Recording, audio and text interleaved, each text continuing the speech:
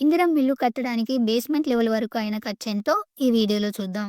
First పాతిల్లు కూలగొట్టడానికి జేసీబీకి 1300, మట్టంతా ఎక్కువైపోయింది. దాన్ని డోజర్‌తో తీయడానికి రూ. 1000, ముగ్గు పోయడానికి 3000, పిల్లర్ గుంతలు, నల్ల గుంత తీయడానికి 10,000, 4 ట్రిప్పుల ఇసుక పట్టింది. ట్రిప్‌కి 2000, మొత్తం 8000. కంకర 40 ఎంఎంకి 4500 ఒక ట్రిప్‌కి, 20 ఎంఎంకి 12,500 టిప్పర్‌కి. కంకర 2 సగమే పట్టింది.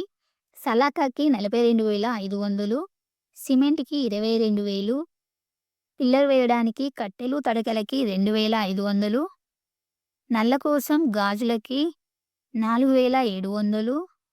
వాటిని అందులో దింపి మేస్త్రి ఖర్చు అంతా కలుపుకొని 6,000, వాటర్ పైప్‌కి 1100, మోటార్‌కి 5,000, పిల్లర్, బీములు పోయడానికి తీసుకొచ్చిన డబ్బాలకు కిరాయి రూ. 1000, మేస్త్రికి ఇప్పటి వరకు అయిన ఖర్చు 65,000.